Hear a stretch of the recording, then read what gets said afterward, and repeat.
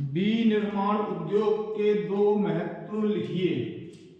विनिर्माण उद्योग के दो महत्व लिखिए। तो विनिर्माण उद्योग के महत्व तो चलो लिखते रहेंगे, पहले अभी देखते हैं कि विनिर्माण उद्योग होते क्या हैं। अब विनिर्माण उद्योग क्या होते हैं कि सबसे पहले हम जो भी कच्चा माल है उस कच्चे माल को जब भी पक्के माल बनाते हैं तो पक्के माल बनाने का कार्य कौन करते हैं? विनिर्माण उद्योग करते हैं। तो पहले हमें क्या मालूम पड़ गया कि विनिर्माण उद्योग किसे कहते हैं।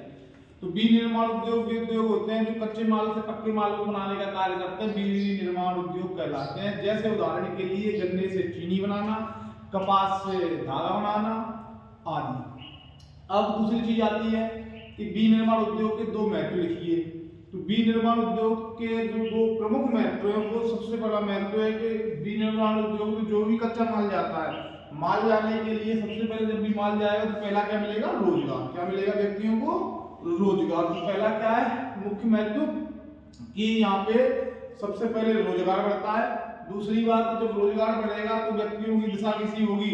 दशा कैसी होगी? अच्छी हो जाएगी। तो सबसे पहले का क्या है कि व्यक्तियों का रोजगार बढ़ता है। दूसरी चीज जो भी मैन्युफैक्चरिंग है, मैन्युफैक्चरिंग करके जीडीपी में इससे सरकार को भी अच्छी तरह से ग्रोथ होती है।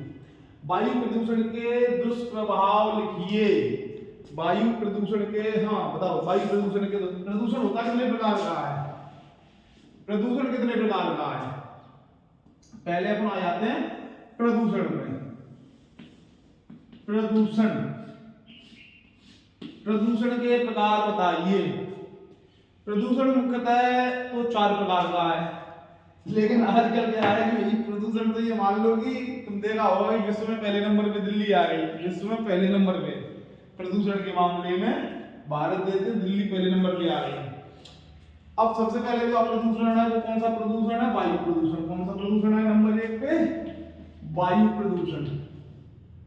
वायु प्रदूषण, हाँ पहले पे वायु प्रदूषण हो गया। 2 नंबर पे प्रदूषण कौन सा है? जल प्रदूषण। इनमें से कुछ ना आएगा। ये तुम्हारा जो एसएसटी का पेपर है, एसएसटी के पेपर में विनिर्माण उद्योग हो गया, इसमें से एक पूरा पार्ट का ये का आता है। इसमें से प्रदूषण का एक पक्का ही आएगा, जल प्रदूषण आए, वायु प्रदूषण आए, जो भी आएगा। ध्वनि प्रदूषण, मतलब कुछ ना कुछ आएगा इसमें। अब ये वायु प्रदूषण क्या है? वायु प्रदूषण हो गया। वायु प्रदूषण के बाद में नंबर दूसरे पे आता है जल प्रदूषण। कौन से पे आ रहा है? दूसरे पे जल प्रदूषण। तीसरा प्रदूषण कौन सा है? हाँ, ध्वनि प्रदूषण। ध्वनि प्रदूषण। हाँ, एक और प्रदूषण रह गया अभी आजकल, बताओ कौन सा है? ध्वनि प्रदूषण। पहले तो हम तीनों को निकुल उठा लेते हैं। वायु प्रदूषण। वायु प्रदूषण किसे कहते हैं? तो वायु प्रदूषण कैसे कहते हैं? हवा में जब कार्बन डाइऑक्साइड की मात्रा ज्यादा हो जाए तब वायु प्रदूषण होगा। हवा में क्या हो जाए? वायु प्रदूषण में क्या चाहिए? हवा में क्या ज्यादा हो जाएगा उस समय? CO2, कार्बन डाइऑक्साइड गैस का ही मात्रा अधिक हो जाए। होती कैसे है? यह जो वायु प्रदूषण है मुख्यतः फैलता है, पॉल्यूशन ये होता है फैक्ट्रियों से। बड़ी बड़ी फैक्ट्रियों से जो धुआं निकलता है, 24 घंटे धुआं निकलता रहता है। धुएं के निकलने से जो प्रदूषण वातावरण में फैल जाता है उसे वायु प्रदूषण कहते हैं। और बड़ी बड़ी सिटियों में कई कारण हो सकते हैं वायु प्रदूषण फैलने के, जैसे मुख्यतः मोटर वाहन, बहुत सारी गाड़ियां रहती हैं, बहुत सारी फैक्ट्रियां रहती हैं, और विभिन्न प्रकार के और भी साधन हैं जैसे चिमनी वगैरह आदि होते हैं, जिनसे क्या होता है? वायु में प्रदूषण होता है और ये वायु प्रदूषण फैल जाता है। वायुमंडल में CO2 मतलब कार्बन डाइऑक्साइड गैस जमना शुरू हो जाती है। समझ में आया? आगे बढ़े। जल प्रदूषण किसे कहते हैं? जल प्रदूषण में भी सेम वही है। जो वायु प्रदूषण में प्रदूषण कहां पे फैल रहा था? पूरे वायुमंडल में। और जल प्रदूषण में कहां पे फैलेगा? जल के अंदर। किसके अंदर? जल के अंदर। अब वो जल चाहे कहीं भी हो जाए, जल पहले जल कितने प्रकार के होते हैं? जल कहां से हमें प्राप्त, कितने तरीके से प्राप्त होता है जल?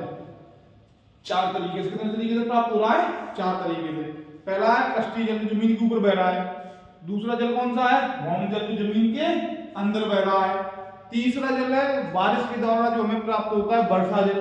चौथा जल कौन सा है? चौथा जल है जो समुद्री महासागरीय जल। कौन सा जल है? महासागरीय। जो महासागरीय जल है वो जल किसी भी हमारे कार्य में नहीं आता, वो उसको अलग बात है, नमक वगैरह निकाल लेते हैं, बाकी और किसी कार्य में नहीं आता है। तो जल प्रदूषण अब फैल कैसे रहा है? तो सबसे पहले तो फैल रहा है फैक्ट्रियों से। जो फैक्ट्रियों से केमिकल युक्त और जो गंदा पानी है जितना भी है वो कहाँ पे जाके मिल रहा है? पूरा फैक्ट्रियों का पानी पूरा जाके नदियों में। किसमें मिल रहा है? नदियों में। जब नदियों में मिल रहा है तो नदियों के जितने भी जल, नदियों का जो पानी है कैसा होता जा रहा है? जहरीला होता जा रहा है। और वही पानी कहाँ पे मिल रहा है? नदियों से पानी कहाँ पे जाता है? मुख्यतः जमीन के अंदर। जब जमीन के अंदर जाएगा तो जमीन का भी पानी कैसा हो जाएगा? दूषित हो जाएगा। दूसरा चीज है फैक्ट्रियों के अलावा जितने भी शहर में जितने भी नाले हैं, शहर के जितने भी नाले, सीवर वगैरह है, ट्रीटमेंट जो है, सीवर में जितनी नालियां वो सब कहाँ पे आगे मिलती हैं? नदियों में। कहाँ पे आगे मिल रही है? नदियों में। अब नदियों में मिल रही है तो वही नदियों के स्रोत कहाँ पे है?